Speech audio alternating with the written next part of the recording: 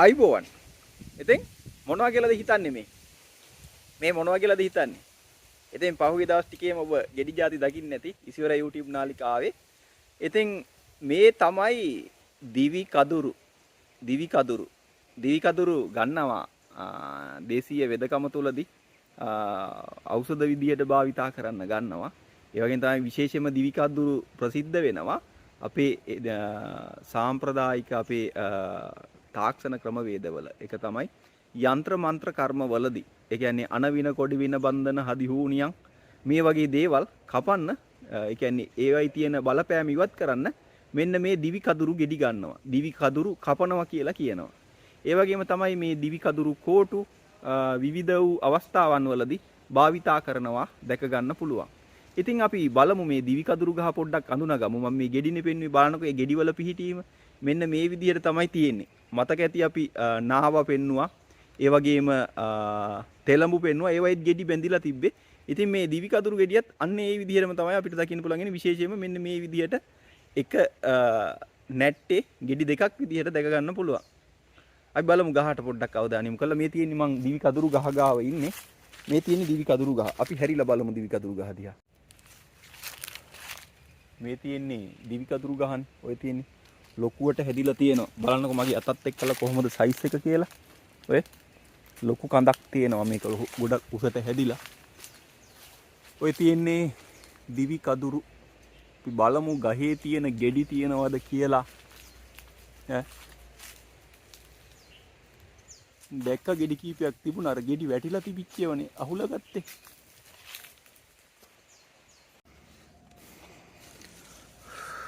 මෙන්න තියෙනවා දිවි කදුරු ගෙඩිය. ගහේ හැදිච්ච හැටි, ගහේ හැදිලා තියෙන හැටි බලා ගන්න පුළුවන්.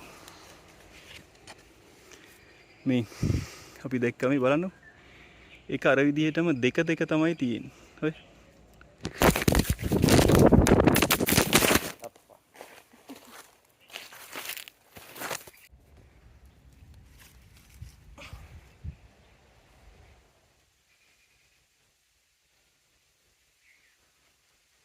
දිවි කදුරු ශාකය මාරාන්තික විෂ ශාකයක් විදිහට තමයි හඳුනාගන්නේ මූලිකවම. නමුත් මේක ඖෂධීය වටිනාකමකුත් තියෙනවා. ඉතින් මාරාන්තික විෂ ශාකයක් කියන්න හේතුව තමයි මේකේ බීජ දෙක තුනක් ශරීරගත වුණත් හෘද ස්පන්දනය නැවතිලා මරණය පවා සිදු වෙන්න පුළුවන්. ඉතින් මේක ගෙවත්තේ නිවස ආසන්නයේ දරුවන්ට සමීප වෙන්න පුළුවන් තැනක වගා කිරීම සුදුසු නැහැ. නිවසෙන් බැහැරව ගෙවත්තේ බැහැර තැනක මේ ශාකයේ හැදුනට ගැටලුවක් නැහැ. ඉතින් දුටු තැන මේක ඉවත් කිරීම සුදුසු වන්නේ නැහැ. මේකේ ඖෂධීය වටිනාකම් රාශියක් තියෙනවා.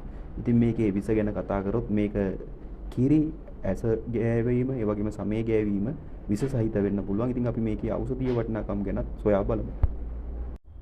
දිවි කදුරු වල ඖෂධීය වටිනාකම් ගැන කතා කළොත් දිවි කදුරු හෙළ වෙදකම තුලදී පාරම්පරික වෙදකම තුලදී භාවිතා වෙනවා සර්ප විස වෙදකම සඳහා, ඒ වගේම චර්ම රෝග සඳහා, විදුරු මස් ආශ්‍රිත රෝග සඳහා ප්‍රතිකාර කිරීමේදී දිවි කදුරු ශාකයේ විවිධ කොටස් භාවිතා කරනවා. ඒ වගේම මීට අමතරව තවත් බොහෝ අවස්ථාවන් වලදී ඖෂධයක් විදිහට භාවිතා කරනවා මෙහි විස හරණය කරලා. ඉතින් කියන්නේ සබා දහමේ අපූර්ව නිර්මාණයක්. එය මරණය ගෙන දෙන විෂක් මෙන්ම ජීවිතය සුවපත් කරන ඔසුවක්ද වෙනවා. ඉතින් වැදගත් වෙන්නේ අප සතු දැනුම පමණයි.